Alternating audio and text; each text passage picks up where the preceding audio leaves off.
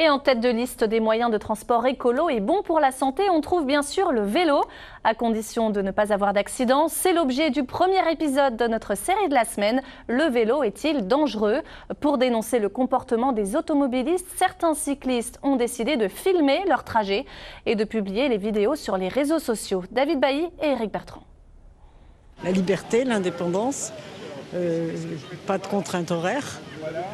Et puis le plaisir d'être dehors. À 75 ans, Annie a toujours fait du vélo. Comme elle, les cyclistes sont de plus en plus nombreux à pratiquer cette discipline. À Nancy, sur cet axe, un appareil les compte un par un. Parmi eux, voici Vélotaf Nancy, un étudiant qui parcourt 60 km par jour. Sa spécialité, filmer l'intégralité de ses trajets et les diffuser sur Twitter. Cette vidéo, par exemple, a fait 12 millions de vues. Un refus de priorité d'un camion filmé avec sa GoPro. Voilà. Et c'est comme ça que les cyclistes meurent. C'est pas possible. Non mais c'est pas possible, franchement. J'ai mise pour déjà ma propre sécurité, donc si jamais j'ai un accident, je pourrais utiliser les vidéos comme preuve. Et ça me permet aussi de sensibiliser les automobilistes sur Twitter en publiant des vidéos pour montrer notre point de vue. Donc bien montrer aux automobilistes qu'il faut faire attention à nous quand ils tournent à gauche par exemple et qu'ils coupent la piste cyclable. Car le vélo n'est pas un long fleuve tranquille. Ah bah oui, surtout colle encore un peu plus. Vélotaf en fait la démonstration très souvent. Ça t'arrive très très vite. Oh, il faut faire attention. Hein. Putain, mais sérieusement.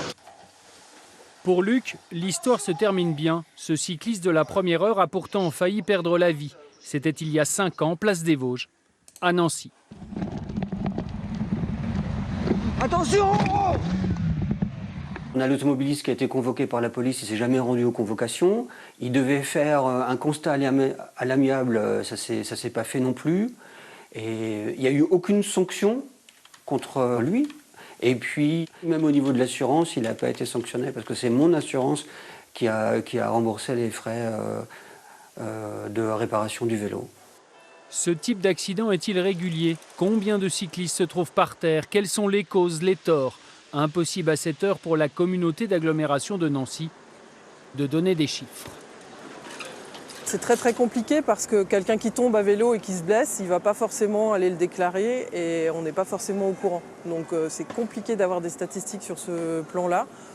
Néanmoins, on peut constater qu'on n'a pas non plus un taux d'accidentologie, enfin on n'a pas des accidents tout le temps. Nous, on est au courant des accidents graves.